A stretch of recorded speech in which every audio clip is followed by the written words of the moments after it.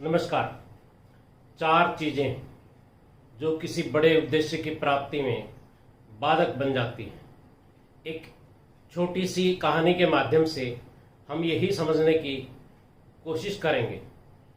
एक बार 4 साधु थे। उन्होंने एक निर्णय लिया कि वे 2 सप्ताह का मौन व्रत करेंगे। मौन पर बैठ गए। पहला दिन उनका बहुत ही अच्छा गुजरा। शाम हो गई। उनके सहायक ने दिया जला दिया कमरे के अंदर।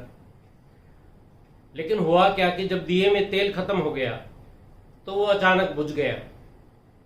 बुझ गया तो पहला आदमी बोल उठा, ओह गया, दिया बुझ गया।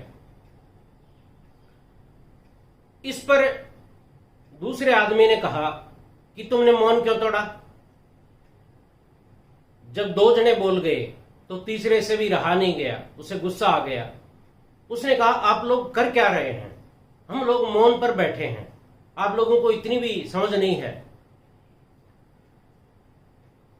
तब चौथा आदमी भी बोल उठा कि केवल मैं ही एक अकेला ऐसा हूं जिसने नियम नहीं तोड़ा। इस प्रकार चारों ने किसी न किसी कारण से अपना नियम तोड़ दिया। पहले ने क्यों तोड़ा कि दिया बुझ गया था। दिए बुझने से उसके मौन में कोई रुकावट नहीं आ रही थी, उसके मौन को कोई चुनौती नहीं मिल रही थी। फिर भी वो व्याकुल हो गया दिए को देख करके और अपनी प्रतिक्रिया रोक नहीं पाया। दूसरे ने जजमेंट किया, आलोचनात्मक रवैया था उसका कि उसे अपने मौन का ध्यान नहीं है, दूसरे ने क्यों तोड़ा।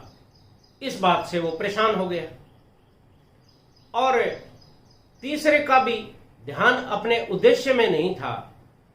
उसको इस बात को लेकर क्रोध आ गया कि इन्होंने नियम क्यों तोड़ा। और चौथे ने तो बिल्कुल ही बिना बात के अपने अहंकार को प्रदर्शित करने के लिए कि मैंने तो नियम नहीं तोड़ा, इन्होंने ही तोड़ा, अपनी श्रेष्ठता साबित करने के लिए उसने भी नियम तोड़ दिया। यानी ये चारों कारण उनके उद्देश्य में किसी भी तरह से बाधा नहीं थे, लेकिन उन्होंने बाधा को आमंत्रित किया और खुद को परेशान होने दिया तथा अपना नियम भी चारों ने तोड़ दिया। चीजें तो छोटी छोटी हैं। यानी पहला डिस्ट्रैक्शन बाहर घटित होते हैं। दूसरा है जजमेंट कि कोई और आदमी ऐसा क्यों कर रहा है।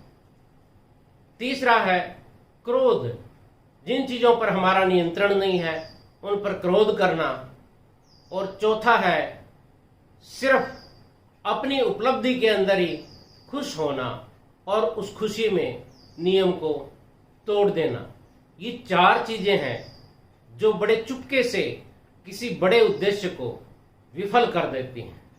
इसलिए रुकावटें महत्वपूर्ण नहीं है, उद्देश्य महत्वपूर्ण होता है। केवल उद्देश्य ही महत्वपूर्ण है।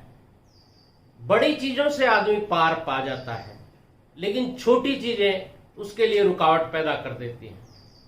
इसलिए कहा गया है कि ठोकर कभी पहाड़ से नहीं लगती, पत्थर से ही लगा करती है। आज बस इतना ही। कहानी बड़ी शानदार है, छोटी सी है, लेकिन सिखाने को बहुत कुछ है इसमें। मुझे सुनने के लिए आपका बहुत बहुत धन्यवाद। आपका दिन बहुत ही शानदार गुजरे। नमस्कार।